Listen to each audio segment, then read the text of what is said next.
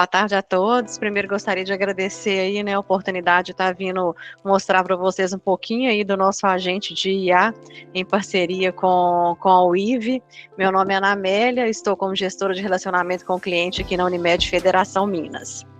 Falar um pouquinho para vocês da nossa estrutura, né? A Federação Minas, em 2017 para 2018, nós criamos a nossa central de relacionamento com o cliente, onde a gente hoje faz atendimento de 44 singulares do estado de Minas e fora de Minas. Atendemos em uma carteira de mais de 1.200.000 vidas. Quando a gente criou essa central aqui, o objetivo dela foi trazer para o sistema Unimed qualidade e principalmente resolutividade no nosso atendimento. Hoje, a gente conta com uma solução totalmente personalizada, e isso também reflete no nosso bot. A nossa estrutura hoje é uma estrutura bem complexa, a gente tem as Unimedes, elas têm menu personalizado, tanto no atendimento digital quanto no atendimento de voz.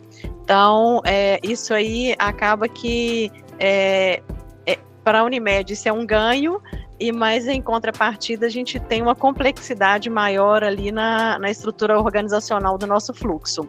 Então hoje, dentro do Atende, né, a gente tem aí o atendimento 24 horas, somos especializados em saúde suplementar, então, especialmente ali no sistema Unimed, né, então a gente tem aí como um diferencial grande por estarmos no sistema, acessar o chat de intercâmbio que facilita o nosso contato. Hoje, quando a gente vai fazer a implantação do Atende na Unimed, a gente presta uma consultoria de processo, inclusive para desenhar o fluxo do bot. Então a gente tem uma equipe de analistas de processo, eles vão até a Unimed para conhecer os processos do atendimento de todas as áreas correlacionadas com o atendimento, onde ali a gente vai estruturar a 4 mãos qual que vai ser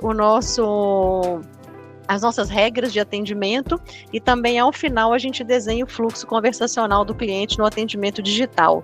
Hoje utilizamos a DMA, a solução da DMA como interceptador de chamadas, né? Então a chamada do cliente ela é interceptada, sobe o menu digital, e hoje posso falar que 99% das opções do menu digital são direcionadas para o WhatsApp. A gente tem um engajamento aí de mais de 80% nesse menu digital. Hoje a gente está com uma resolutividade no primeiro contato em torno de 87%, com uma satisfação aí do atendimento em torno de 95%. Como eu falei, né, temos um atendimento telefônico e digital personalizado. Então, cada Unimed tem o seu menu. A gente tem um menu principal, que é o menu de saudação, onde ele é comum. Ali a gente identifica as Unimedes. E o mais interessante é porque a gente tem um intercâmbio, que todo mundo que está aqui do sistema Unimed conhece essa palavra. Então a gente tem um intercâmbio ali entre os nossos bots. Então o cliente hoje, por exemplo, de uma Unimed 0274, que ele quer um atendimento no 0171, ele vai, quando ele entra no bot, ele digita o código da carteira dele, o bot já reconhece de onde ele é. Se ele clica, por exemplo, no menu de autorização, o bot já pergunta onde que ele quer fazer o procedimento. Se ele fala, quero fazer na cidade de Juiz de Fora, o nosso bot ele já automaticamente transfere esse beneficiário que não é da Unimed de Juiz de Fora para o atendimento em Juiz de Fora, para poder fazer o cadastro da guia. E aí, já pegando o gancho aí em autorização, né, falando em cadastro de guia e autorização, hoje a gente tem um desafio muito comum que é dentro do sistema Unimed, é a quantidade de pedidos médicos que a gente recebe. Aqui em Minas, né, as Unimedes do interior, elas utilizam ainda a guia SADT, né, o físico, ou sai com a guia SADT, ou sai com o pedido ali feito pelo médico à mão, ou até mesmo digitado. E aí, normalmente, o que ele faz? Ele comparece até a Unimed para poder fazer o cadastro da guia. Então, chega lá na Unimed, entrega o pedido da guia, né? O atendente que está lá no atendimento presencial, ele pega a guia, lê a guia, muitas vezes a guia não está codificada, então a gente tem aí esse dificultador ainda da falta de codificação, que o médico só escreve lá hemograma, creatinina, glicose, então ele não codifica. Então o atendente tem que ir lá, olhar o que o médico pediu, fazer a codificação, faz a digitação toda no sistema, confere o que fez e depois envia ali para o sistema autorizador. Então esse é um desafio aí de grande parte das nossas Unimedes. E aí, em parceria com a UIV, temos aí mais de um ano de parceria, nós iniciamos o nosso agente de IA. Aí eu vou passar para o Thiago, só para ele explicar para vocês aí um pouquinho como é que foi do nosso projeto. E aí, pessoal, boa tarde. Estão me ouvindo bem?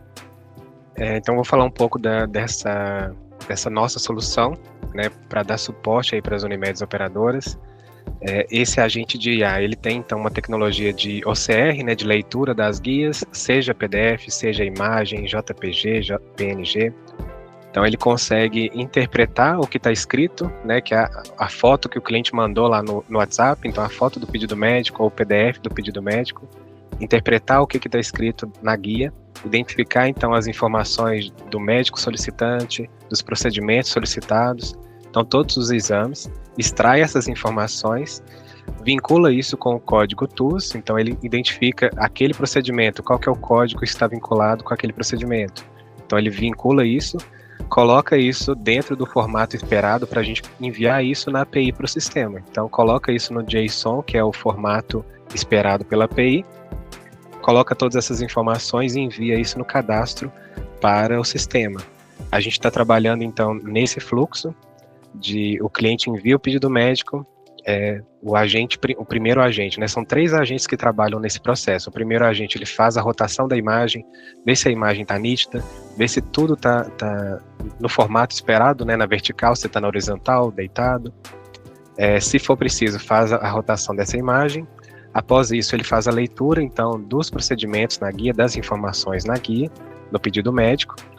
E o terceiro agente é que faz essa codificação do procedimento, consulta, então, a planilha, né, os dados da tabela TUS, para fazer essa vinculação com o procedimento. Se durante esses 3 passos, né, desses 3 agentes, acontecer alguma falha, a IA não conseguiu ler, então entra o atendimento humano, como já acontece manualmente, né? O cliente, quando ele entra no pedido médico, ele fala com o atendente.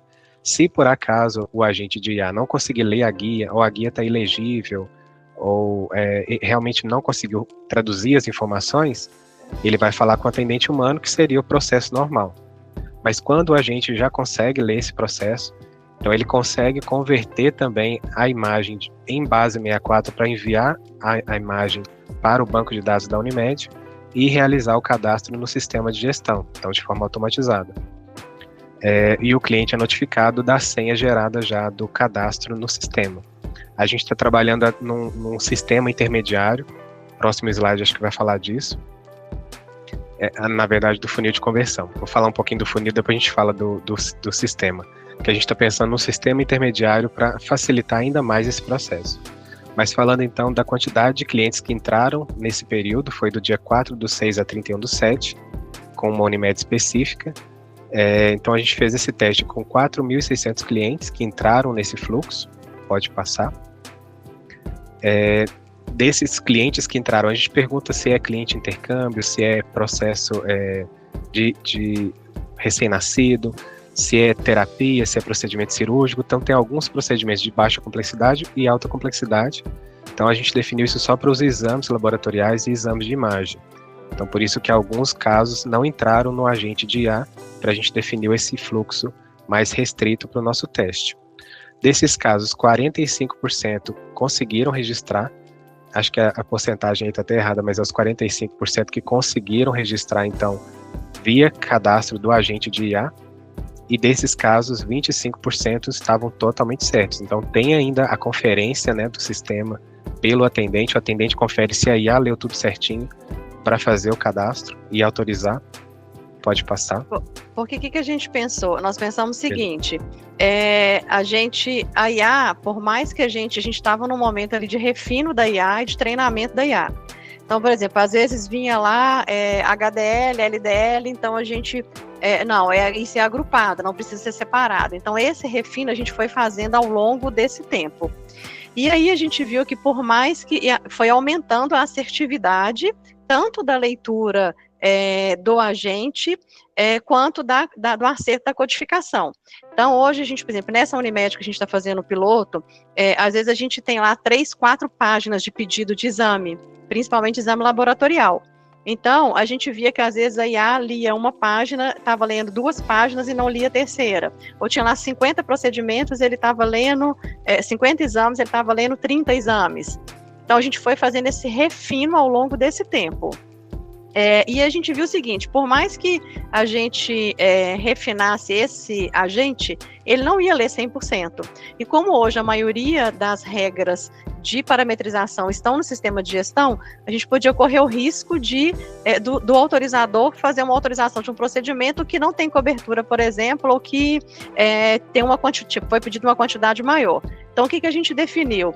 De fazer uma tela intermediária, onde ele já vai, na hora que a IA lê o pedido, ele sobe e o atendente vai só conferir. Então, o tempo que ele tinha para poder fazer o cadastro da guia, que às vezes ele demorava ali 10, 15 minutos para cadastrar uma guia, ele agora vai só conferir tudo que a IA leu. Então, ele vai fazer a conferência, vai vir lá na tela o que foi que o agente leu, ele vai conferir e na hora que ele deu o ok, já vai direto para o sistema de gestão para fazer a autorização e já retorna para ele de forma imediata, para a gente não correr o risco da gente ter alguma autorização que não era permitida, né, que não tinha cobertura.